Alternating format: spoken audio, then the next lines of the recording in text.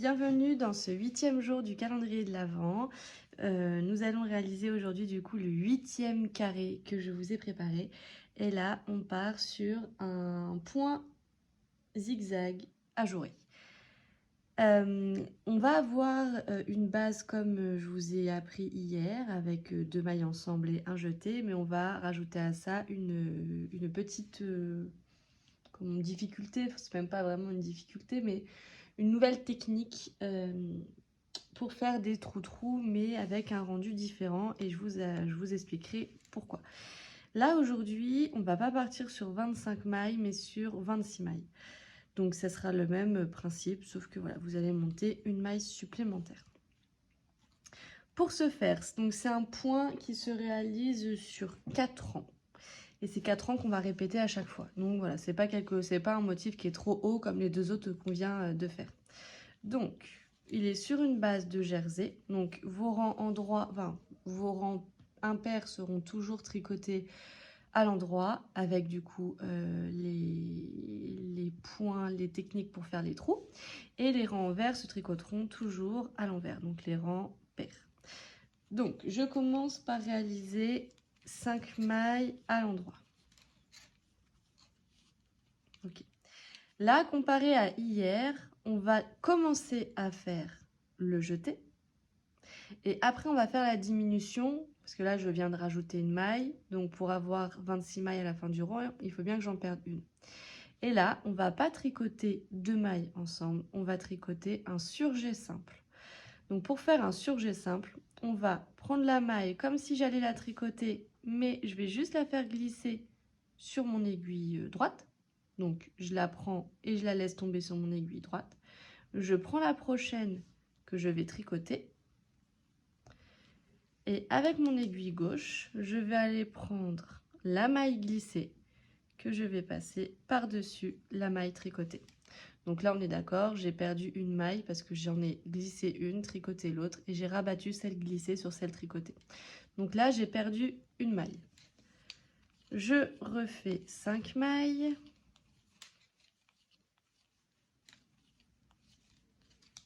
Et je réitère.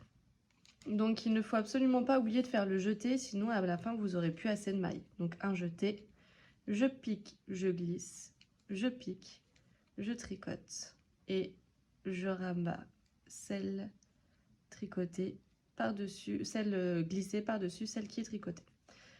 Je refais 5 mailles, 2, 3, 4, 5 et je réitère la chose une troisième et dernière fois pour ce rang. Jeté, je pique, je glisse, je prends la prochaine que je tricote, je prends et je rabats. Et là, je tricote mes 5 dernières mailles. Je vous explique à la fin des 4 rangs pourquoi là on va faire des surjets simples et pas 2 mailles ensemble. Rang retour, comme je vous l'ai dit, comme nous sommes sur du jersey en droit, on tricote les rangs retour tout à l'envers.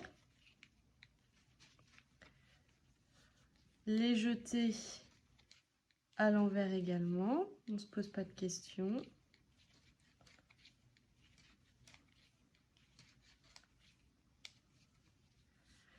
Et là, vous allez avoir à faire des jetés tous les rangs en droit. Donc tous les rangs impairs, il y aura des jetés à faire. Et les rangs retour, ils se tricoteront normalement sans rien faire, sans se poser de questions.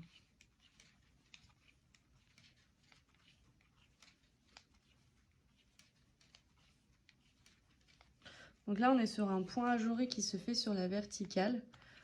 Donc comment? J'ai perdu mon mot.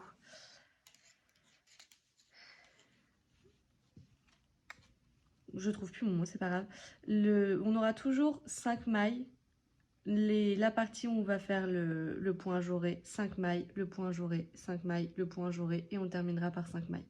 Ça sera toujours j'ai toujours pas le mot, mais cet assemblage, ce sera toujours identique. Je le retrouverai, il n'y a pas de problème. Donc, Le troisième rang, je tricote mes 5 mailles. Et là, je ne vais pas commencer par le jeter. Je vais faire comme le rang, comme le carré d'hier. Je vais tricoter 2 mailles ensemble à l'endroit. Et là, je fais mon jeté. Je tricote 5 mailles.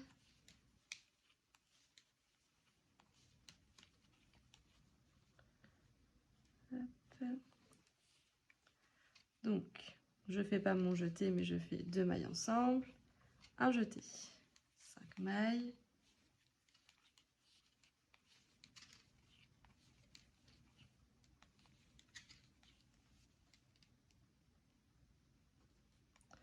Deux mailles ensemble, un jeté, et je tricote mes 5 dernières mailles.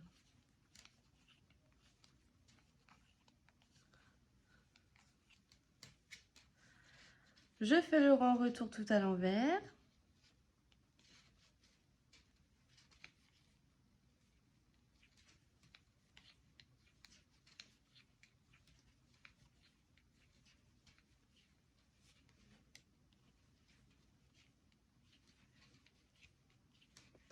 Et une fois que j'ai fini ce rang-là, je vous expliquerai pourquoi je ne fais pas tout le temps 2 mailles ensemble, un jeté ou un jeté et un surjet.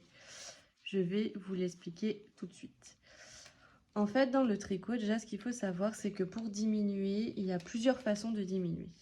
Notamment 2 mailles ensemble à l'endroit, mais ça peut aussi être 3 mailles ensemble à l'endroit. Ça peut être aussi 2 mailles ensemble à l'envers, 3 mailles ensemble à l'envers. Voilà, déjà, il y a le principe de piquer plusieurs mailles en même temps. Et après, on va avoir le principe de faire des surjets. Donc, il existe des surjets simples, ce qu'on vient de faire, mais il existe aussi des surjets doubles. Ça, on y reviendra sûrement dans un autre carré, mais je ne vais pas vous embêter avec ça.